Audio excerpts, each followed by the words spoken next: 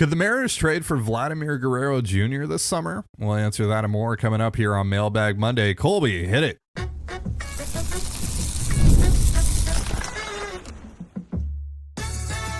You are Locked On Mariners, your daily Seattle Mariners podcast. Part of the Locked On Podcast Network, your team every day. Ahoy, sailors. It is Monday, May 20th, 2024. This is Tidy Gonzalez and Colby Patnode for the Locked On Mariners podcast, part of the Locked On Podcast Network, your team every day. On today's show, we're going to open up the mailbag and answer some of your Mariners questions. But before we do that, if you want to hear more from me and Colby and support us along the way, check out our Patreon. The link is in the description, and you can check it all out for free with a 7-day trial. Let's kick off Mailbag Monday here with Mariners to the Moon, who wants to know, the team is 25-22 in first place in the AL West and in the midst of a really challenging road trip. I might not fully call this the, quote, hot start that everyone wanted, but do you think fans are underappreciating the job that the team has done so far? I think the skepticism is warranted, but I look at the schedule and you know, they've already played Cleveland, Milwaukee, Chicago, Texas on the road, Arizona, Atlanta, Houston on the road, Minnesota, and Kansas City and Baltimore. And those are all teams that were either really good playoff teams last year or have really good records this year. And the Mariners have already played them. They haven't gotten to play Chicago, right? They haven't gotten to play the Angels. Like, they haven't gotten to play a lot of these really bad teams. And they've played a lot of good teams, and they've won a lot of those series. So, you know, the fact that they're hovering around 500 right now, and they've done all of that, by the way, mostly without J.P. Crawford, mostly without Dominic Canzone, entirely without Matt Brash and Gregory Santos, and with an underperforming Julio, you know, hit or miss Mitch Haniger, a disappointing Mitch Garver, and Jorge Polanco. Like, they've managed to find themselves here in first place and all of that, despite having a pretty tough schedule. They managed to do that without those guys for, you know, either actually without them or without any production from them. So I think there's also plenty of reason to be optimistic here, because I think we know Julio's not a 95 WRC plus hitter. I think we know that, you know, Mitch Garver probably isn't going to hit $170 all year. I think we know that Jorge Polanco is certainly better than what he's been recently. And we know that JP Crawford, it can step up and all that. So I think, you know, overall, I would still be pretty optimistic in the start, you know, considering everything that's gone wrong and kind of the difficult schedule. And now they're still in the middle of it because they got 17 games in 17 days and all that stuff. Like, all things considered, where they're at right now, I think is pretty good. It's a pretty fair assessment of how the club is. And I think, you know, the fear of some regression is fine. I don't think it's misguided, but I do think that, you know, regression can work both ways. Positive regression, getting guys back and healthy, getting guys into the roles that they're actually supposed to be playing. I think those type of things can help. So yeah, do they have to go add another bat this summer? Yes. Do they have to go add a bullpen arm? Yes. Like, is there work to be done on this roster? Absolutely. Yeah. And that includes by guys who are already on the roster. So yeah, absolutely. Things aren't going perfect right now, but things are going pretty well. You know, you ran into a buzzsaw in Baltimore. You know, now you got a tough one, 4-game set against the Yankees in Yankee Stadium. Like, yeah, things are going to be tough at times. Like, this isn't a team that's going to win 110 games and just cruise. They're never going to be that. So the fact that they're in first place right now, that they're in even decent position in a wild card spot, considering the injuries, the inconsistent offense, you know, and honestly, even some inconsistent starting pitching. Like, this team has had separate runs now where they've gone through a turn through the division or a turn through the rotation. You're like, ooh, like that doesn't look so. Right. And the schedule's been brutal, like you mentioned. Right. So what does this team look like once the schedule lightens up? But it's not even about like who they play. Just look at the days off structure. Right. After I think it's we actually have a question about this a little. Oh, we do. Okay, we'll get to that later then. Yeah. Okay.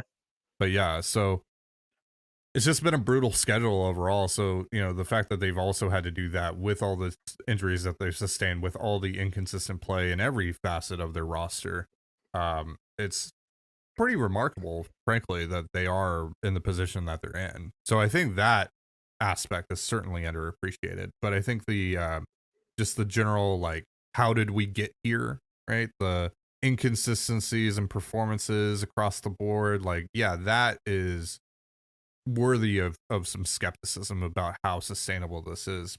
Next question here from Distraught. It seems like George Kirby's ground ball rate has plummeted this year. What do you think could be causing this? Yeah, I think it's down by about 8% from last year to this year. So Colby, what do you think is contributing to that? And just to add on to the question, what do you make of Kirby's woes as a whole?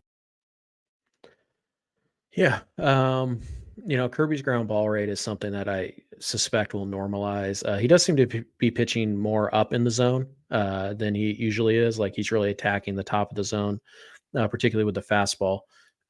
So that could just be a design thing where he's just trying to get more whiffs by being up in the zone. Where his I fastball, feel like most of the Mariners pitchers have tried to live more top rail than in years past this year. yeah, I mean that's just kind of the way baseball in general has been trending. Yeah. But the one thing I've noticed from all the Mariners pitchers is that they are very aggressive with their fastball. Like they are, they're willing to live with the outings that like George had yesterday and Miller had on Friday. Like, yeah, we're going to try and get ahead with our fastball. We're going to be really aggressive with it. And if you can hit it, if you can put it in play, like fine. Like we'll our pitch count will still be good. And a sneaky underrated thing that the Mariners rotation did this last week is they got deep into the game despite Miller and Kirby getting hit around a little bit. Like they were able to kind of manage this bullpen, which is huge. But specifically with Kirby, I think he's just pitching up in the zone more. I think he's trying to get more whiffs, but I think the knee is affecting command and control a little bit. And again, we just don't really know what version of Kirby you're going to get, because there have been times with despite the knee thing that he's been dominant and he's been, right where he wants it. And then the next start, he'll go out and he'll be kind of in the middle of the plate a little bit more. And it's not, 70 command. Now it's 55. And Right. that kind of variance to me, where one day it's 70 and the next day it's 55, like that to me does point to some kind of nagging injury that he's trying to work through. And he's not quite sure what he's got on any given day. So Right. I'm not too worried about it overall. I think that the ground ball rate will normalize, but it's probably going to be a little bit lower than it has in the past, because I think George is trying to miss more bats. And the way you miss more bats with Kirby's stuff in particular is to go up in the zone, because we know he's not going to generate a ton of whiffs outside of the strike zone. Right. Yeah, I think some of it is just like he needs to figure out how to work around those days when the command is more like 50 to 55. Right. We saw Luis Castillo do it on Saturday night. Right. Because command is going to ebb and flow even for the most elite strike throwers, which that's what George Kirby is. He is the elite of the elite in terms of strike throwers in Major League Baseball. But when his command isn't all the way there, we've seen him struggle. When he's more middle of the plate, there's going to be a lot of damage done to him. So he's got to look to find a way to circumvent that this year, or else, again, it's just you basically take him at a start-by-start basis where the command isn't really there. He's probably going to get hit hard. He's probably not going to be able to go deep into the game, and you're probably going to find yourself in a 5-6-0 hole to start the game, like we've seen a couple times already this year. All right, we are going to answer more of your questions here in just a moment, but first, a reminder, this episode of the Locked On Mariners podcast is brought to you by Policy Genius and Yahoo Finance. Choosing the right life insurance policy is a very important and overwhelming decision, and you want to be able to feel fully confident making that decision. Now you can with Policy Genius, which is the country's leading online insurance marketplace. With Policy Genius, you can find life insurance policies that start at just $292 per year for $1 million of coverage. Some options even offer same-day approval and avoid unnecessary medical exams. Plus, your life insurance policy through your work may not offer enough protection for your family's needs. Even worse, it may not come with you if you leave your job. Policy Genius gives you unbiased advice from a licensed expert support team. And there are thousands of 5-star reviews on Google and Trustpilot from customers who found the best fit for their needs through Policy Genius. Check life insurance off your to-do list in no time with Policy Genius. Head to policygenius.com/lockedonmlb or click the link in the description to get your free life insurance quotes and see how much you could save. That's policygenius.com/lockedonmlb. Wouldn't it be great if you could see all of your investment and retirement accounts in one place? With Yahoo Finance, you can consolidate your views from multiple accounts into one hub and access the expert analysis you need to tend to your entire portfolio with confidence. For more than 25 years, Yahoo Finance has been the brand behind every great investor. Whether you're a seasoned investor or you're looking for that extra guidance, Yahoo Finance gives you all the tools and data you need in one place. With a community of over 90 million users each month, their real strength is helping you on your way to financial success. For comprehensive financial news and analysis, visit the brand behind every great investor, yahoofinance.com, the number one financial destination. yahoofinance.com. That's yahoofinance.com. And you're listening to the Locked On Mariners podcast. You can catch the Mariners' upcoming series with the Yankees on the Mariners' hometown broadcast with SiriusXM via the SXM app. All you have to do to find that is search the word Mariners. Let's get back into your questions here on Mailbag Monday. Glenn wants to know, when Crawford comes back, would it make sense to send Luis Urias down to play every day? If your plan is to then platoon Dylan Moore with Josh Rojas, then maybe, but that's not what the plan is going to be. Moore is going to play a bit of everywhere. So Urias is still going to have plenty of opportunities to play with some consistency. Obviously, it's up to the Mariners and up to Scott Service to follow that through. But yeah, Urias shouldn't have any issues seeing the field as much as he needs to. Right.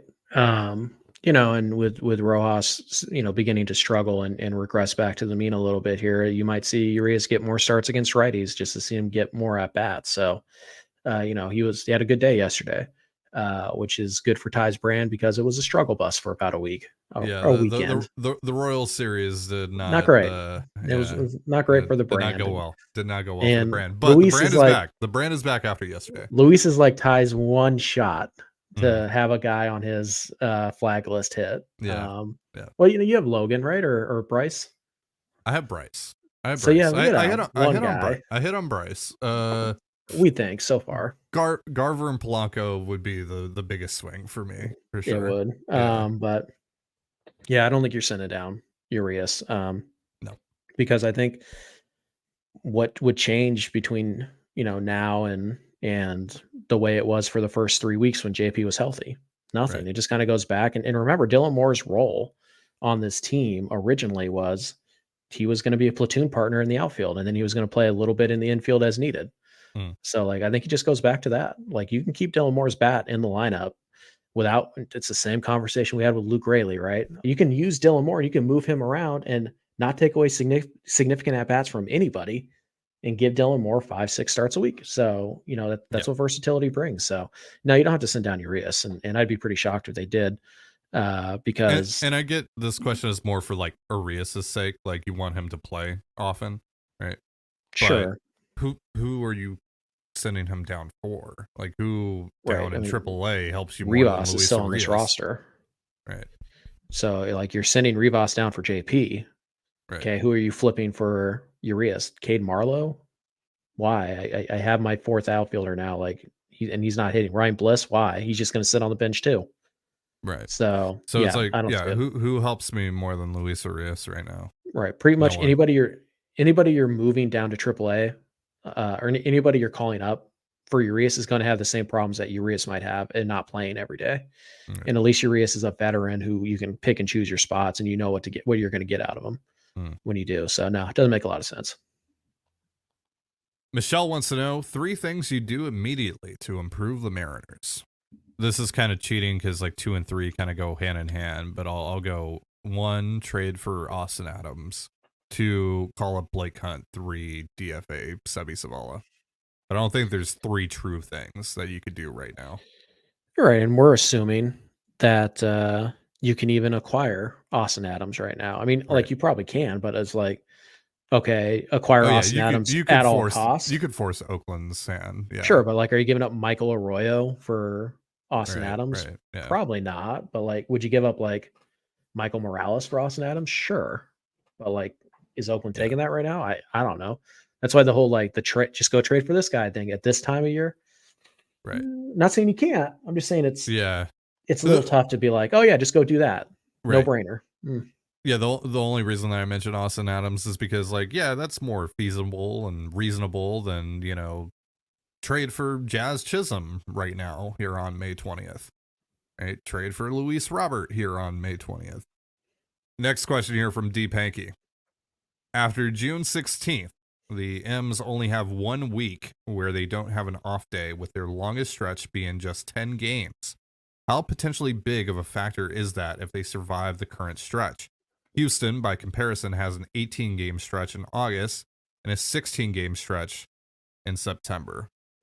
So yeah, that's huge, right? Because we saw the Mariners go on a long stretch last year, and we saw how that impacted their rotation and how they deployed their bullpen. And I think that, frankly, cost them a couple of games at the very least last year. So Yeah. it's massive. I don't think that can be overstated.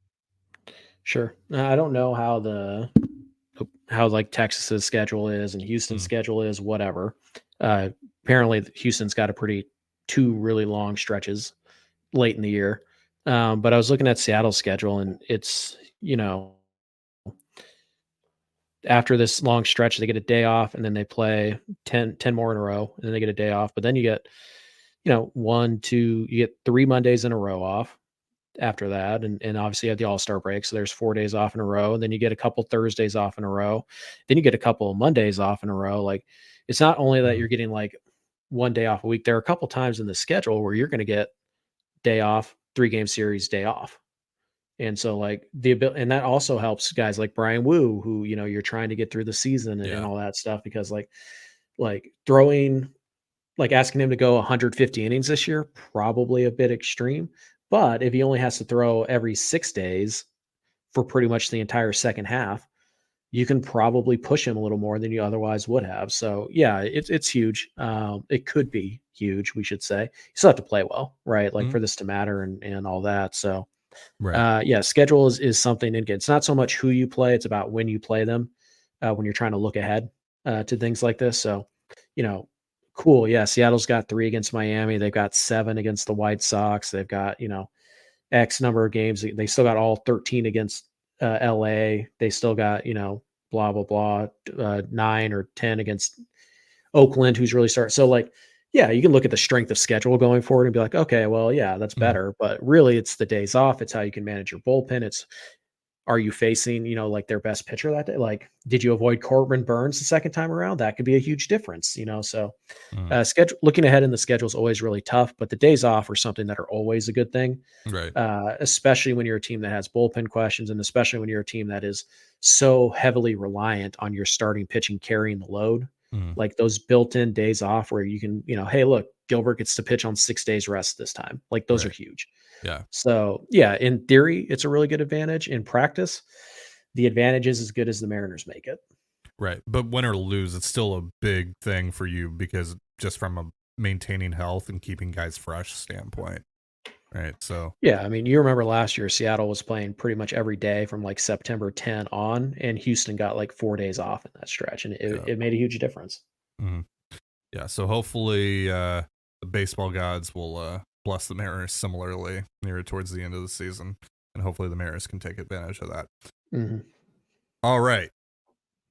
We are going to answer a couple more of your questions here in just a moment. But first, a reminder, this episode of the Locked On Mariners podcast is brought to you by LinkedIn.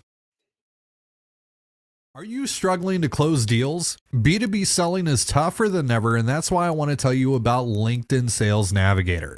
LinkedIn Sales Navigator is a sales intelligence platform that helps professionals effectively prospect and engage high-value customers, drive higher revenue, and increase sales performance.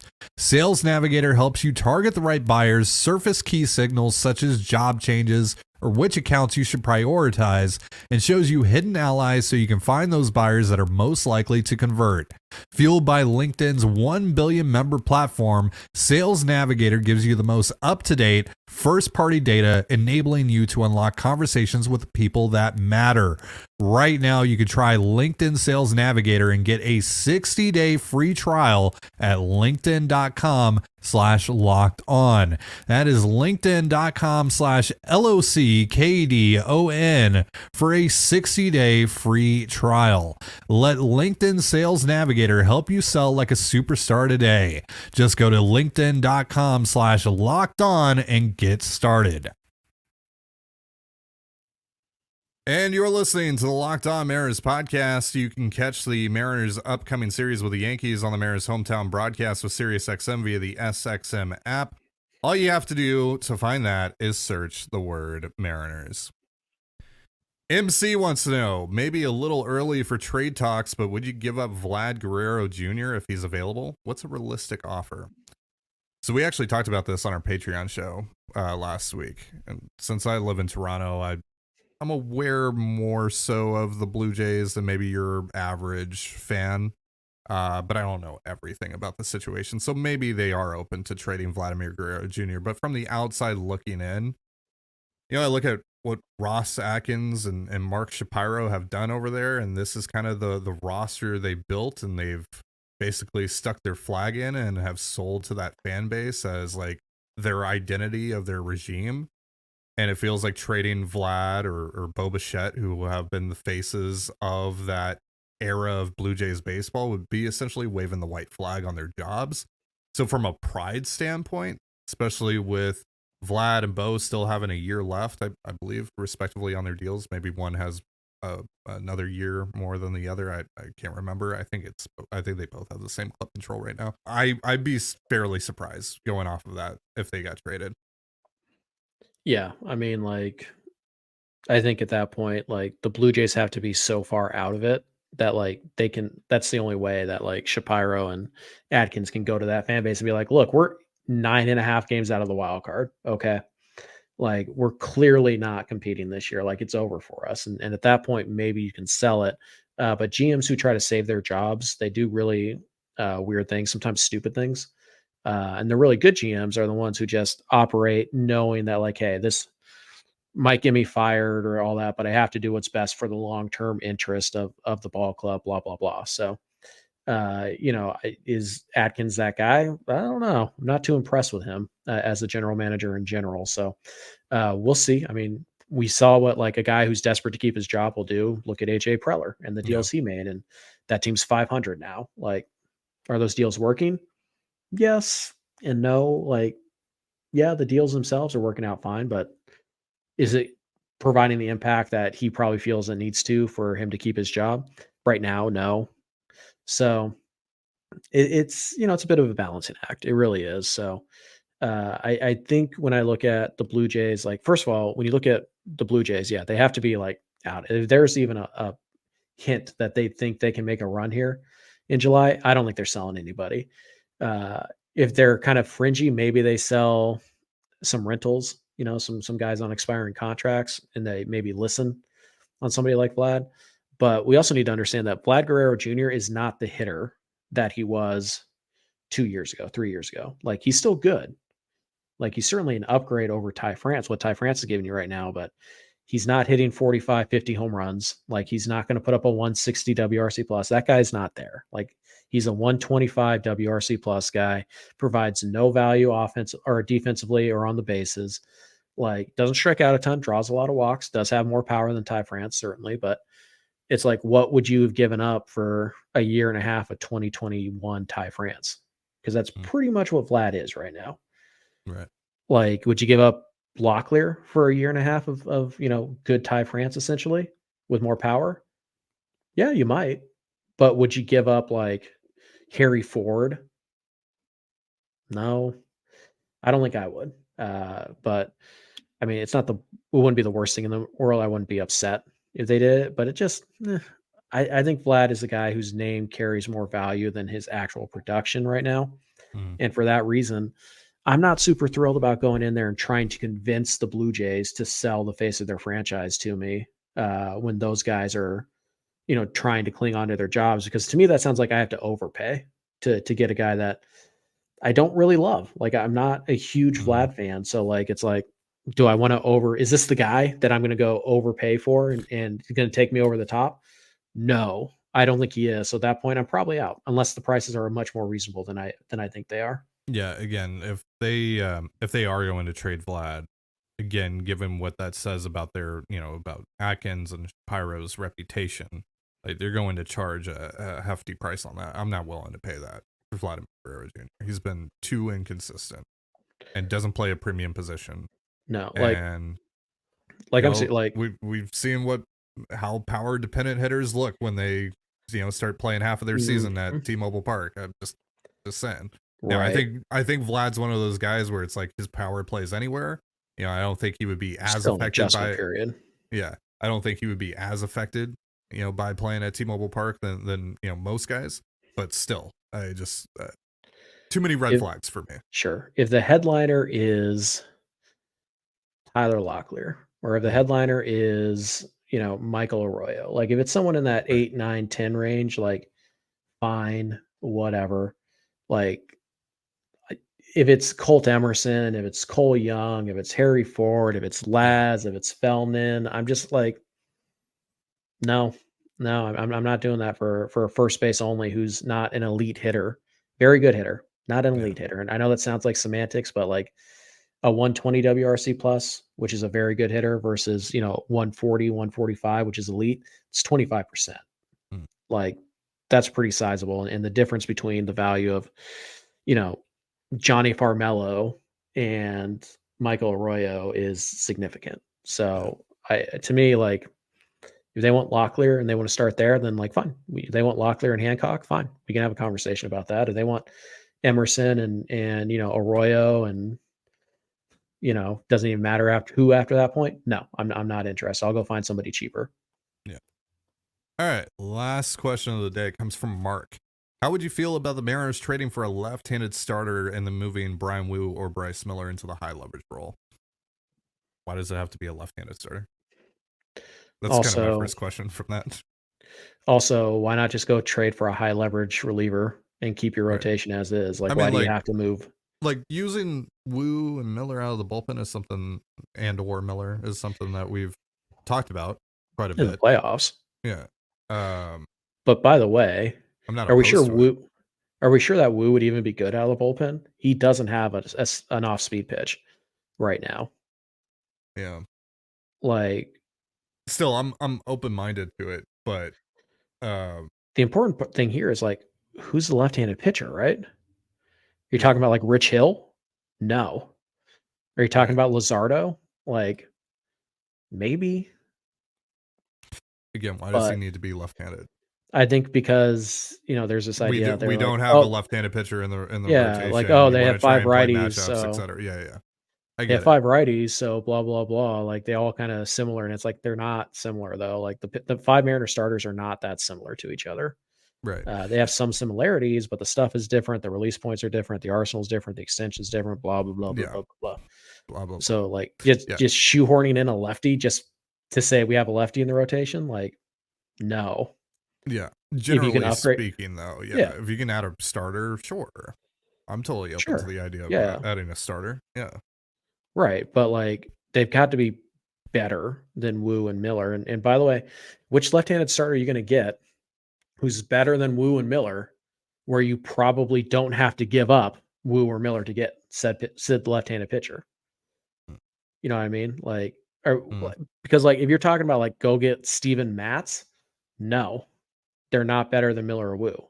So like it Yeah, has at to be a that point it's significant only it's lefty. that to me is only acceptable if you're like concerned about Wu's longevity this season, if you're gonna have to skip starts for him late in the year, if you can't Right, but rely that's on him something to go fairly deep into games late in the year, etc. right. But if you just need a piggyback guy or a guy who can, start 7 to 10 games in August and July, then like Right. A I can couple of years go, ago, you got Tyler Anderson for Carter Benz. Can you find yeah, your Tyler Anderson for Carter Benz trade this even year? that, I don't think I'd move Miller or Wu to the bullpen for that. I think I'd move that guy to the No, bullpen. no. But again, it's only if you don't think Wu can give you the innings you need from him.